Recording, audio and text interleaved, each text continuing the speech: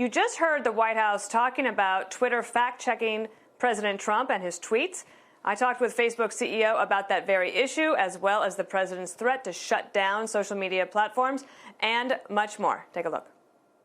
Twitter decided for the first time ever to fact-check one of President Trump's tweets. They decided to do it on a mail-in voting tweet.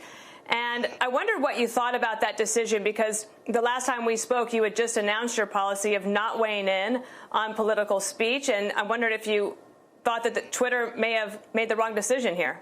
Yeah, that's right, Dana. We have a different policy, I think, than Twitter on this. You know, I just believe strongly that that Facebook shouldn't be the arbiter of truth of everything that people say online. I think in general, private companies probably shouldn't be, or especially these platform companies shouldn't be in the position of doing that. And we've been pretty clear on our policy that we think that it wouldn't be right for us to do fact checks for politicians. And that people should be able to hear what politicians say. There's plenty of scrutiny already about politicians' speech. That's what a lot of the media does. So we think that handles that quite well. And yeah, I think overall, I think it's good for different companies to have different policies on this stuff. But at Facebook, we've tried to distinguish ourselves as being really strong in favor of giving people a voice and free expression. And I certainly think our policies have distinguished us from some of the other tech companies in terms of being stronger on free expression and giving people a voice than a lot of others out there. This week, the president has been continuing to tweet about a intern for Joe Scarborough, now at MSNBC. Then he was a congressman. She passed away. The coroner's office said it was because she had a heart condition. The widower has asked Twitter to delete the tweets, but the tweets are then cross-promoted and cross-posted on Facebook. Do you think that goes to your political speech policy as well, or would that be a different scenario for you? Well, let me just be clear about what our rules are. I don't think it's appropriate for Facebook to do fact-checking, but we do have clear policies. And if anyone violates them, whether you're a high-ranking government official like the president or anyone on our platform, we do have to take action. If people are doing things like promoting violence or saying things that are going to cause imminent physical harm, we operate around the world, but the U.S. has the strongest tradition on freedom of expression. But even the First Amendment is, the jurisprudence on this is pretty clear that, for example, you can't yell fire in a crowded theater. And the reason for that is that it puts other people in imminent risk of physical harm. So things that would do that, whether that's saying something that's encouraging violence, or saying something that that maybe something is a cure for a disease. I mean, as we've seen with COVID, cases like that, things that lead, just basically different kinds of things like that, we will enforce, no matter who you are on the platform. But I don't think that those policies were violated in this case, from what I can tell. The president also, after Twitter did this, he was very frustrated, but he lumped all social media companies together, and he said he is considering either censoring them because of conservatives being censored on Twitter or Facebook or Instagram or whatever else. But he says that he is thinking about regulations or perhaps shutting down social media sites. What's your reaction to that? Well, I mean, look, I'd have to understand what they actually would intend to do, but in general, I think a government choosing to censor a platform because they're worried about censorship doesn't exactly strike me as the right reflex there.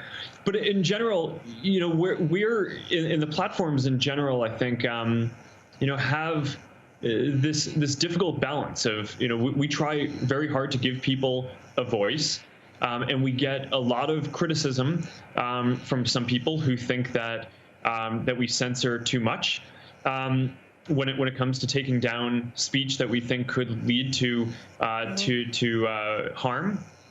But then on the other hand, we just all day long get a lot of feedback and critique from folks who basically think that we leave too much content up, and that we're not being we're not taking into account our responsibility on that side would be the concern. And people think that we're for somehow doing this because we I don't know, we just don't care about the impact or something like that, but it's just wrong. The reality is that we try to be very principled. We care deeply about giving people a voice and empowering individuals. That's a big part of why I started the company. I don't think that you build a company that gives people a voice like this if you don't believe that individuals having a voice is a good thing. And we're trying to be principled and nuanced about the policies here, and in general, giving people as wide of an ability to say what they want as possible, and carving out very specific nuances where real harm can be done. If it's creating violence, if it's putting people in risk for another cause, if it's misleading people about how they can vote.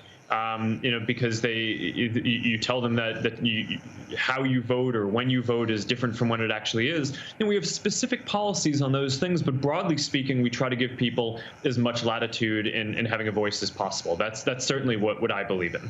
No doubt you're getting attacked from both sides, Republicans, Democrats. Washington, D.C. is a place that has got its eyes on big tech. Even in the middle of all of this coronavirus pandemic, where big tech has stepped up in a lot of ways, there's still a possibility of an antitrust case brought by the Justice Department against big tech companies. Your company is mentioned in that. Also, a whistleblower that from Facebook that went to the SEC that said Facebook is aware of illegal activity on its platform, such as the sale of opioids. And so you're taking a lot on when it comes to Washington, D.C. How do you plan to deal with that? Because we're in the middle of an election year and things are getting pretty hot. The reality is that a lot of people use our services all around the world. And with that comes a lot of good.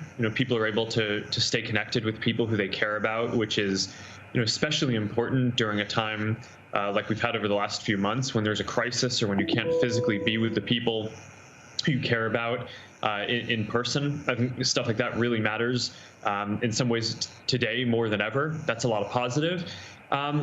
But there's no doubt that people also sometimes try to use these tools for bad things, and we have a responsibility to try to address those. And part of having good governance around the world is that governments also need to set up laws and ways to hold us accountable if we aren't meeting what we need to do on those things. So I think the reality is that for a platform in a company that's doing what we're doing, we're going to face scrutiny. And I think that is normal, and I actually generally think it's healthy. It makes us do a better job and holds us to a high standard. Mm-hmm. The Secretary of State has just declared that Hong Kong is no longer autonomous, that China has made its move there. And this is so interesting to me because I know that Facebook has been blocked in China, but Facebook has not been blocked in Hong Kong. And do you have a strategy to try to help those people of Hong Kong be able to continue to use Facebook and communicate with each other that way?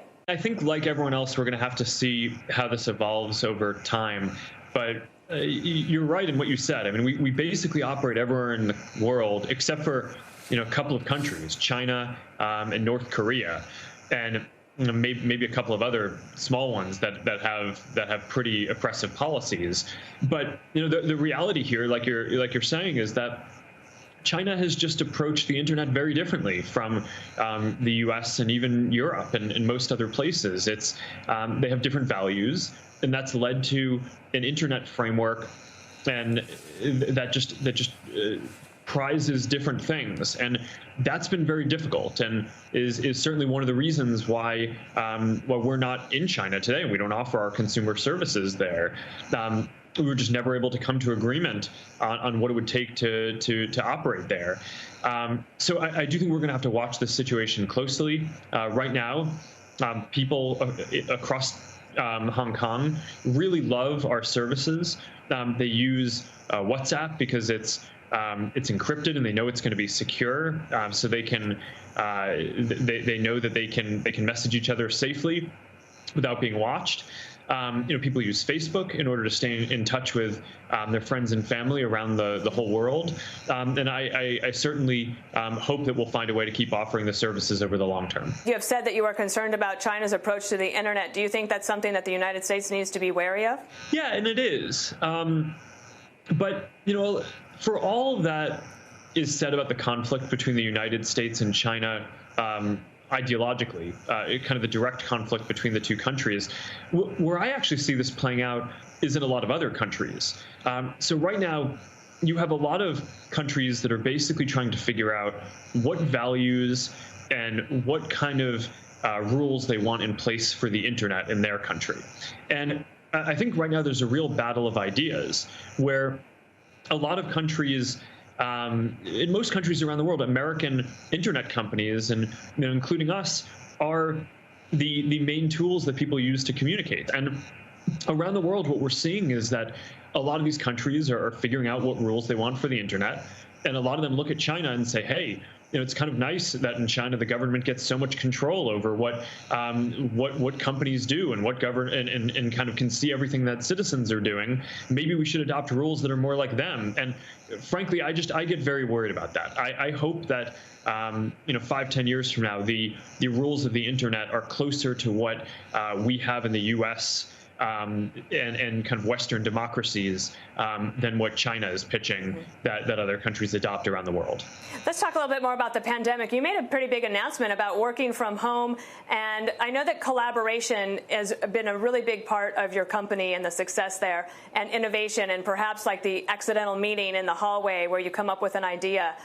As you think about the future of your company, and many other CEOs and executives are trying to figure this out as well, does it concern you that innovation could be hampered if people are not in the same place? Yeah, I certainly think that this is one of the big open questions. What we've seen so far is that people report that individual productivity in most cases is as good as when they were in the office, or in some cases even better. People have more time to focus. They can execute longer-term projects. They don't get interrupted as frequently. Those are the plus sides. The risks are exactly what you mentioned. It's people feeling like it's harder to create new social bonds, create culture, get together and whiteboard something.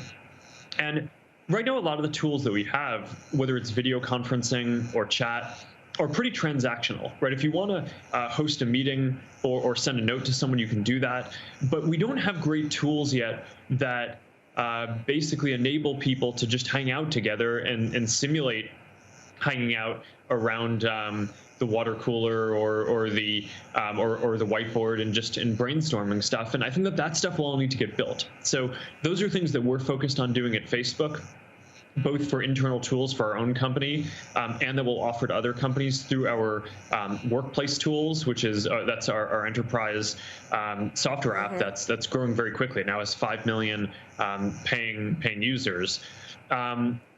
But that's something that I expect that there will be a lot of new companies that are developed around the space of remote creativity as well. But look, I think the reality is that a lot of people are going to be working remotely for some period of time. So we do have to figure this out one way or another. But it is a risk, as you say. Wealthy people have done fairly well even in this pandemic, and the stock market continues to go up. A lot of people that work in white-collar jobs have been able to keep their jobs and work from home. But what have you done in terms of a commitment at all to help small businesses, like the little guy that is trying to figure out how they're going to actually survive in this pandemic while this country is so slow to open back up? We're really in the business of serving small businesses and really care about their health. And what we know from a big study that we did on the state of small business is that small businesses are really struggling right now. As people across the country are being told to stay home, physical storefronts are either, in a lot of cases, not being able to open, or even if they are, a lot of people are reticent and worried about going in. So what a lot of small businesses are doing is turning to the internet. Because internet tools are open for business even when your storefront can't be. And we recently launched, just a couple of weeks ago, this product called Facebook Shops, which is we're very focused on serving small businesses and giving them an easy way to basically set up an online shop once and then have it work and attached to their Facebook and Instagram profile, and then over the coming months attached to WhatsApp and Messenger as well. But the idea is if we can help small businesses to sell their goods more online, that will both create a better experience for people, for commerce during this period, and it will hopefully help a lot of these small businesses stay afloat. I do want to ask you, how can you help parents think about how they're going to help their kids be ready for all of these STEM courses that we want them to take? But if they're learning from home and the parents just feel completely overwhelmed with the math and science and the way that it's taught today, what's the future in that regard? Yeah. So through our foundation, our philanthropy, the Chan Zuckerberg Initiative, we've done a lot of work around both education and health and fighting diseases. And a lot of that stuff has really come into focus during this COVID pandemic.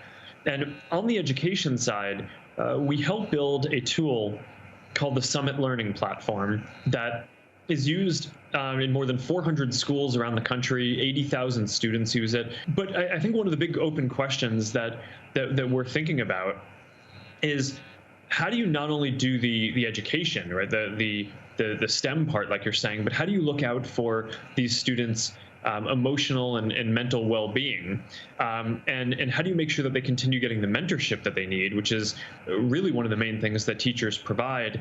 And I think that that's an area that will really need more innovation and more tool building, and it's something that we're looking into. I know a lot of other folks are, but making sure that parents and teachers and students have the tools to continue the mentorship and kind of emotional development and well-being, I think is really critical during this period. So America has been watching as SpaceX and NASA get ready to launch a rocket into space. It's the first time since 2011. We have private citizens there. They're astronauts, but they're going to be going up.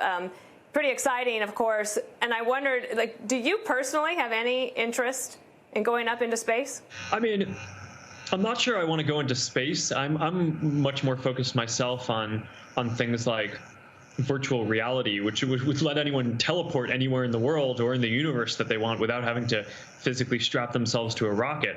And I think it's something that a lot more people will get to experience. But look, I have to say, when I see stuff like what SpaceX is doing, it just makes me proud as an American and as a person. You know, America leads the world in innovation in so many fields. The internet and the work that we're doing is certainly one of those, and I hope to make my fellow people proud of the work that we're doing to enable people to connect around the world as well. But I just think that this is a great achievement, and I'm looking forward to seeing it. And do you like the idea of a private sector involvement in something that used to be purely done by the government? I think that these partnerships are good. I think that in the U.S., we have a strong tradition of free enterprise, and that entrepreneurial spirit, I think we see over and over, unlocks innovation and possibilities that probably wouldn't happen if the government had a complete monopoly on the ability to kind of build and develop that kind of stuff. So I think that there are clearly things that only the government can do, and having partnerships like this can be very positive. But I do think that all Americans should be proud that we lead the world in innovation. And I think that one of the things that we should focus on is making sure that we maintain that edge, and that we celebrate these achievements and make sure that we can continue this system of free enterprise and entrepreneurship that enables so many great things to happen. It really is a special thing about America, and it's one of the things that I'm most proud of from our country. Well, I like the idea of being able to stay here on Earth and teleport to space. So if you guys could continue working on that, that's how I will maybe see the moon. All right, Mark Zuckerberg of Facebook, thanks so much. All right, good to see you, Dana.